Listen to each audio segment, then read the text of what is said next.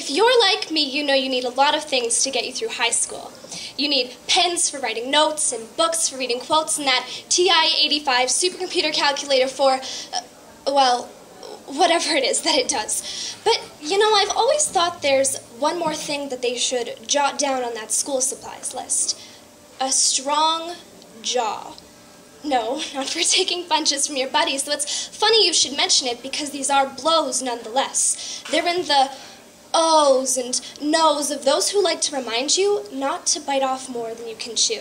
You can't do everything, you know, as though joining a couple of clubs was like trying to choke down a T-bone steak without a sweat. They have it set that every commitment is basting the chunks of fat that grow slicker on the hunk of meat as it grows thicker with every lunch hour spent in a classroom.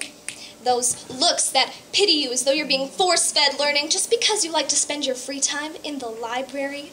Because if you're already shoveling your way through 5 healthy helpings of curricula a day, that's more than enough nourishment, they say. Any extra time spent doing extracurriculars, well, that's just gluttonous. You may as well eat the whole damn cow. But, you see, I've got a strong jaw. So don't think that I won't spend my time just stuffing my face, ripping off piece after piece of that juicy flesh, that steaming heap of fresh-cooked best, that roasted piece of raw perfection.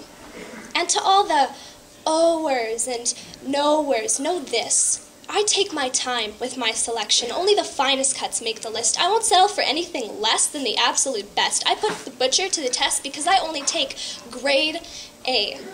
I keep my menu of variety, no impropriety in trying different things. A little bit of everything is the spice of life, right? And I do plan on making sure it is well done. I don't care for opinions on this cut that he ate or that cut that she ate because I don't fill my plate with what looks good on a resume. I like to go organic in that way because, call me picky, but I think it's wrong to choose your food just so you can belong to a certain kind of crowd. A crowd that tells you not to chew so loudly or to close your mouth when you're just chewing proudly because you have something to prove, and it's that I can chew all of this food because I've got a strong jaw. And though I bite off a lot, it's because I'm a believer in that crazed superstition of good nutrition. The kind that feeds a head with ideas that can change the world and a heart with the friendships that can help you do it. Because if there's one thing I've learned in school, it's that you sure can learn a lot when you're not in school.